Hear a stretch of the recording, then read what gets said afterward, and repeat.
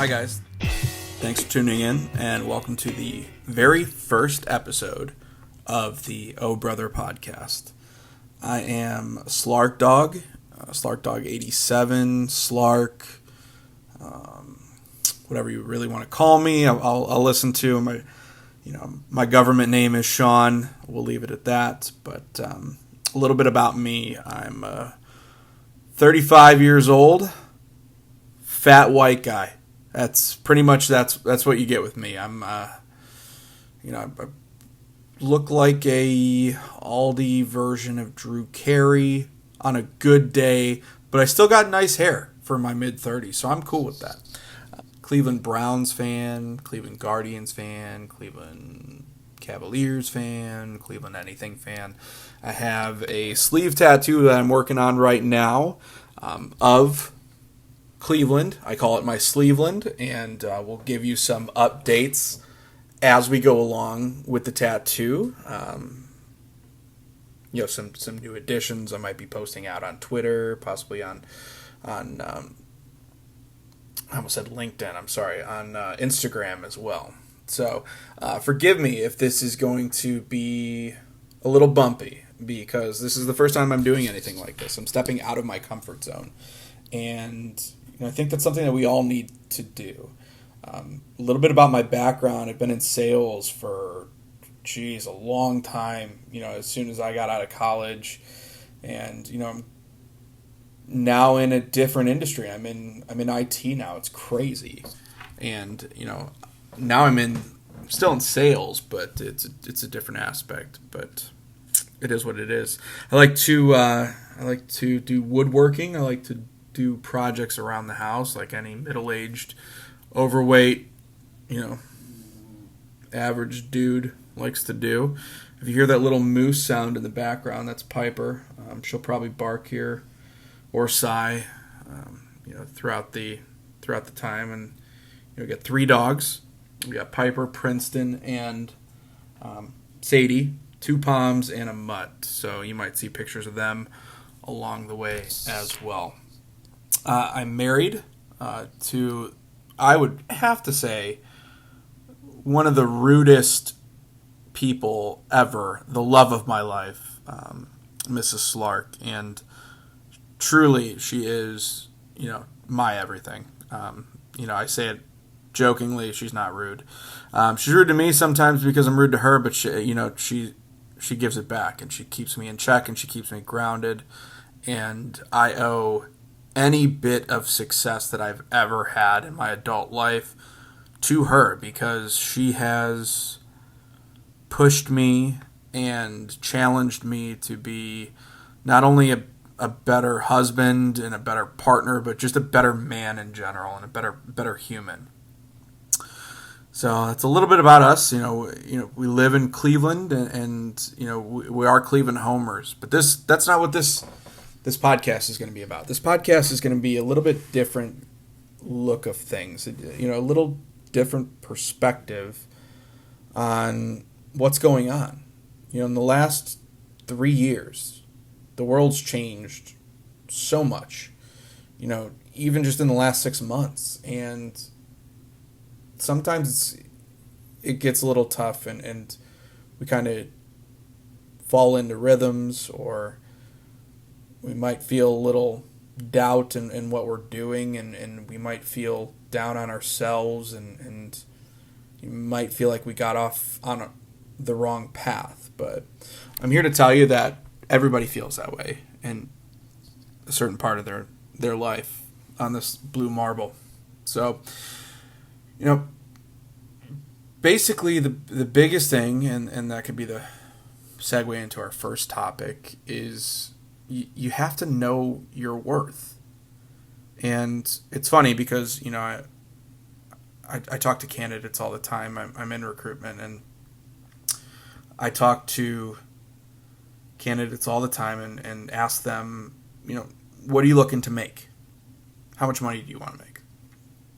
And oftentimes people just give me a number. They're usually just $1 or $2 more an hour than what they're making right now, because they're interested in a change, or they think, oh, maybe I could get another $1 an hour.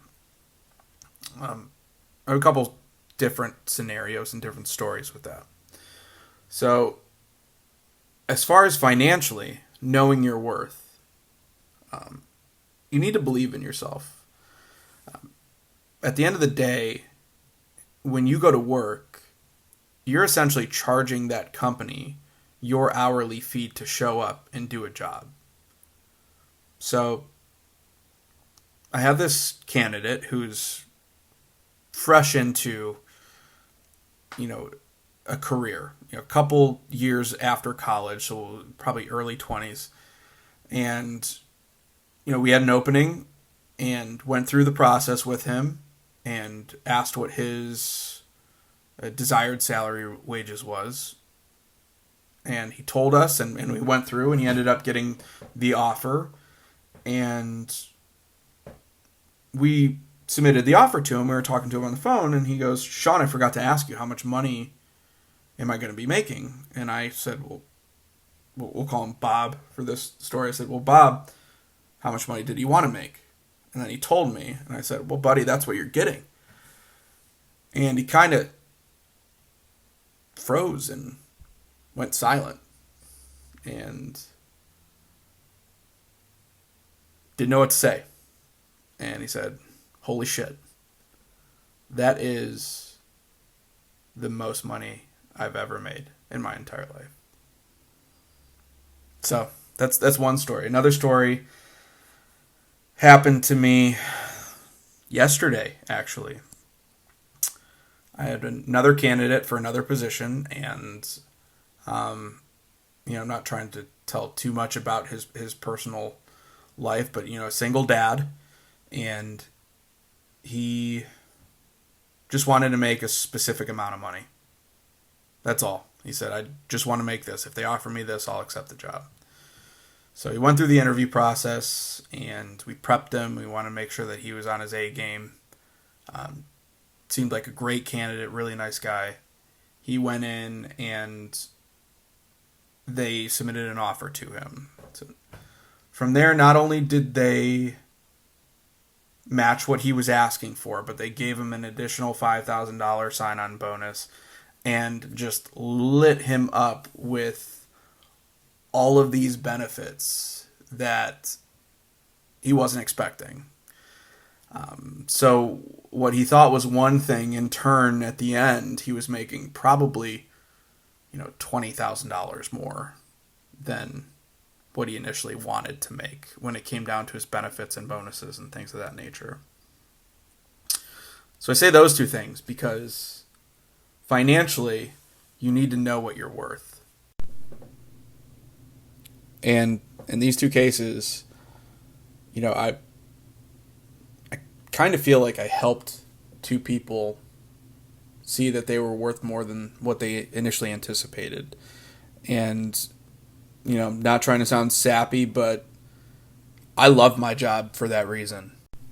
And that's what I want to do with this podcast. It's not so much that I want to show every single listener, what they're worth, but I want everybody to realize that they're worth more than they anticipated. They're worth more than what they think they are, because we beat ourselves up every single day. And sometimes you just need that outside opinion or that different set of eyes to look at your situation to kind of keep you in check. And that's what I want to do with this podcast. And, I thought of the Older Brother podcast because I didn't have an older brother growing up. I was the oldest. I had a younger brother. And looking back, I wish I could have been a better older brother to my younger brother. But now, that's what I'm trying to do. With fraternity brothers from college, with friends, other family, I'm trying to be there, and I'm trying to be that person that can be a lending ear, somebody could go to talk to, and maybe ask for different advice. It might not be advice that's the best, but maybe it's just different advice. Maybe it's something that you don't want to ask a parent about. Maybe it's something that you're too embarrassed to ask a significant other about. But at the end of the day, You just got to know your worth. And it's not just financially. I can't tell you how many times that I've been in conversations with friends from college, and I've been guilty of it myself, being in the wrong relationship. Now, it's not so much that, I felt worthless, or I felt that, an ex-girlfriend was worth less than me, or whatever it was. It's just, the puzzle piece didn't match. I felt like, with my previous relationship, it just, I wasn't being challenged. So, I felt like my time was worth chasing after, what turned into my wife, or who turned into my wife. So you got to know other people are going through the same things that you are too. And you're your toughest critic, and you have to realize that your worth is probably more than what you feel it is. All right, so sappiness out of the way. Let's talk about something that bothers the hell out of me. And it probably bothers the hell out of everybody else, but I gotta talk about it. 3 words that if you just recite to yourself will probably make your day better, especially if you go on social media. They're 3 simple words. I want you to be ready for them. Twitter isn't real. I'm going to say it again. Twitter isn't real. Obviously, Twitter, the app, is real. We all know that. Don't be one of those people in the comments, Sean, yeah, Twitter definitely exists. Yeah, I get it. I know that it exists. But what I mean is Twitter isn't real. And I'm going to break it down. I cannot tell you how many times the guys from Offsides or people from other outlets have talked to me about something that's going on because of a beef that spawned on Twitter with somebody whom you'll never meet. And it's nuts, dude. It's just so crazy. And, 10 years ago, I guess, maybe I'd be a little bit more offended. And I don't know if it's just because I'm just getting older, and I just personally I don't give a shit like I used to. But at the end of the day, if some troll on Twitter wants to waste their time on me, dude, free real estate. That's how I look at it. If you want to waste your time responding to an opinion of mine, obviously I triggered something. But that's all Twitter is. That's all any social media is. It's just nothing but organized opinions in 140 characters or however many. So you gotta realize that Twitter isn't real. And I say it in jest, and I say it jokingly, but unfortunately there's people that do either take it to the extreme or take it too far. And by that I mean kids have done the swatting was a thing a few years ago, and just doxing in general. If I say something that offends you that much, and it gets to the point where you want to research me and find out where I live and where I work, and you try and get me fired from my position for just giving my opinion, I think there's a deeper rooted issue than that. As far as the trolling goes, I welcome trolling because I'm a sarcastic prick.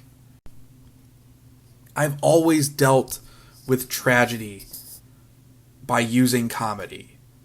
And I feel like that is essentially what trolling was when it started. It's gotten a little out of control, don't get me wrong, but when you really just think about it at the end of the day, as long as you can separate yourself from the app and you can put your phone down and realize that Twitter isn't real, your life is going to be so much better. I promise you. I can't tell you how many times that, I'm guilty of it too. And, at this point in time, somebody might be going through my tweets and they could go, oh, hey, Slark, you said this at this date and time. And yeah, and I'm guilty and I'm a prick and I said that. And I'll be the first one to tell you that I make so many mistakes. And that's what we'll be getting into the podcast, is my mistakes. Because trust me, I have plenty of them. And because of that, that's how I learn these life lessons, so I can pass along to the younger generations. I'm not trying to be anybody's dad. If I was, I'd have kids running around, but I don't. But if you're trying to get somebody's opinion on the matter, trust me, been there, done that. T-shirt is not that good of quality. It sucks. So, end of the day, just to wrap it up, Twitter isn't real. And we need to stop acting like it's running our lives. Period.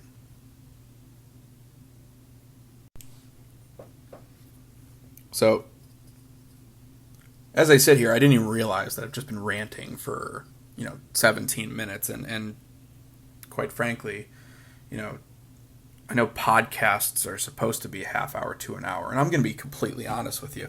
I'm not going to sit here and talk, a half hour to an hour and expect any of you guys to listen, especially at a first episode.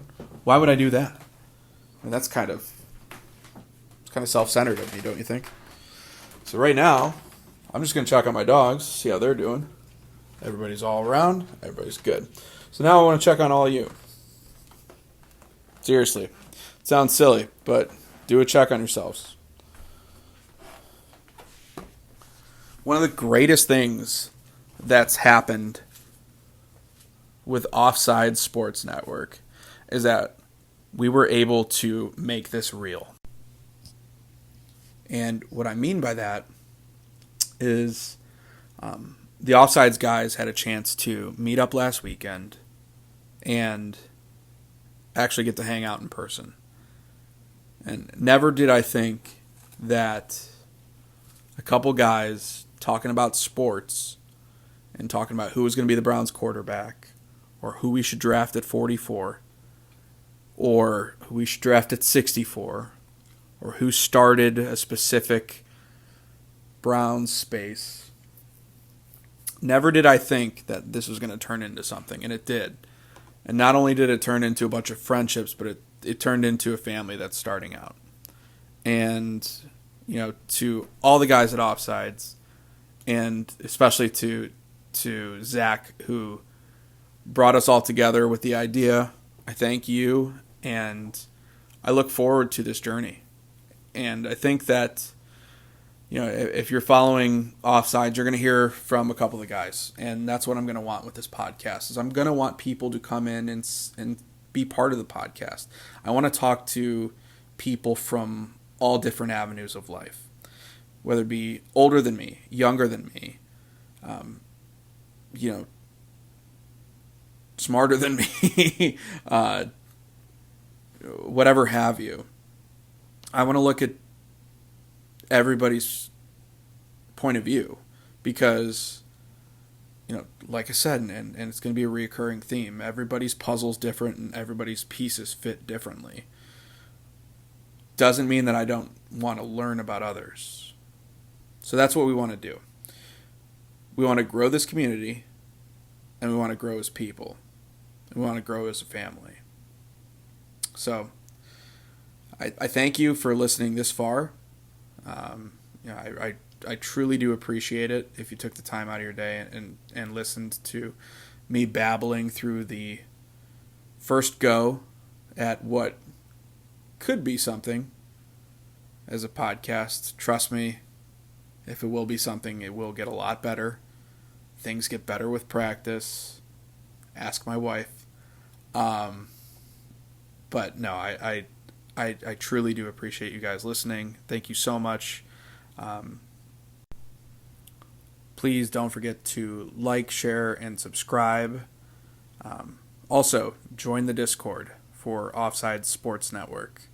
I will have a link posted somewhere in the description. Just be good to everybody. And be an older brother if you need to. ELE. Have a good one.